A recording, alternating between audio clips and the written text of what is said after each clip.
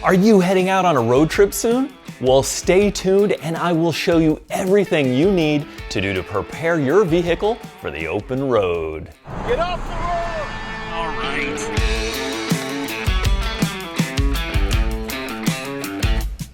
Hi, I'm Mike of Mike's Road Trip, a seasoned road tripper doing most of my own vehicle maintenance since I was a kid. Even if you're not a DIYer, I'm going to show you how to perform most of these tasks yourself so that you can get your vehicle road trip worthy. Okay, let's get right into it. The first thing you want to do is change your oil and filter. Start by draining the pan, then pulling the oil filter. Fram is a solid choice. I've been using them since I was about 16 or so, which is about the first time I learned how to change my oil on my own. Speaking of Fram, I want to thank them for sponsoring this video and for supplying the Ultra Air filter and Ultra Synthetic oil filter for the filming of this video. Their oil filters are engineered for ultimate performance, with proven engine protection up to 20,000 miles.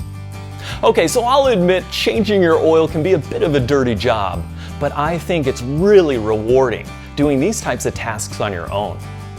After the oil is completely drained, replace the pan bolt and install the new filter. I'm using the Fram Ultra Synthetic filter because I like to use synthetic oil, which is superior to traditional oil. Plus, you can go many more miles in between changes. Before installing the filter, be sure to put a thin layer of oil on the rubber gasket to ensure a good seal.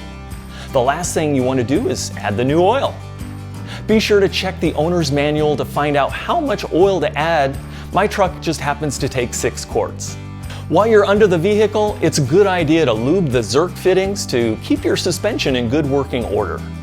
Up next is to inspect and top off the fluids. Start by checking your radiator fluid, but be sure the engine is cool. Next is the transmission fluid. And for this, you want to make sure the engine is running to get a proper reading of your fluid level. Followed by the power steering fluid, brake fluid, windshield wiper fluid, and while you're at it, make sure to check those wiper blades. They should be changed every 6 to 12 months. You may want to also check your AC refrigerant. You can pick up a gauge like this, which also comes free with some refrigerant brands. Now you'll connect this to the lower condenser port. If you're reading in the blue area, you're good to go. If you're low, attach a can of refrigerant and release the gas while turning the can back and forth like this. Next, you'll want to examine the tires. Look for uneven and/or significant wear. Then check the tire pressure. And note that during hot conditions, your pressure could be 4 to 6 pounds higher. While you're checking your tires, you'll also want to check your brakes. Start by blocking off 2 tires, then jack up the other side of the vehicle while securing with 2 jack stands.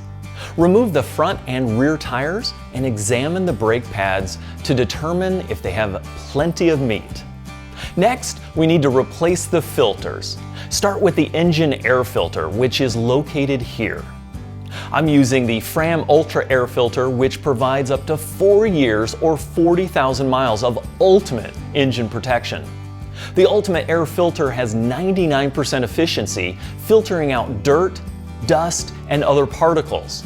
Installation is super easy and takes less than 5 minutes. Then you'll want to change the cabin air filter. However, not all vehicles come equipped, including my truck here. However, the filter is generally located under the glove box. Lastly, to improve your fuel efficiency, change the fuel filter, which is most often located along your fuel line under the vehicle, leading from the gas tank. Now, it's important to check your battery levels, unless of course you have a maintenance-free battery, as well as clean the posts and cables to make sure that there's no corrosion. For some reason, my truck has always had an issue with cable corrosion, which will render the battery inoperable if too much builds up. By keeping them clean and coated, you shouldn't have an issue. Be sure to check the age of your battery. In hot climates like the Southwest, your battery will likely not last much more than 2 years. So if you're getting ready for a long road trip and your battery's over 2 years, you might want to consider replacing it as a preventative measure. Check and/or replace the belts and hoses. You want to make sure that the rubber is in good condition with no cracks or obvious signs of wear. If you're about to embark on a long road trip, it's really important to pack an emergency kit just in case.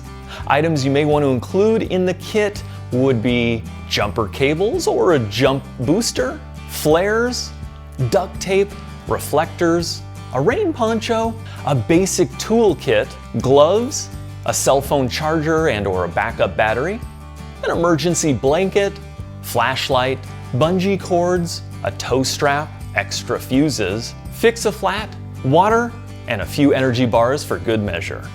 Next, simply walk around the vehicle. Make sure all the lights, blinkers, and brake lights are in good working order. Get under the vehicle and check for any leaks or anything else that might be out of the ordinary. Lastly, clean and pack your vehicle for an epic road trip adventure. Hey, I hope you found this video helpful in preparing your vehicle for your next road trip. If so, please hit that like button and don't forget to subscribe for more road trip travel videos. And if I missed anything you can think of, please leave a comment below. So until next time, we'll see you on the road. MikeRoadTrip.com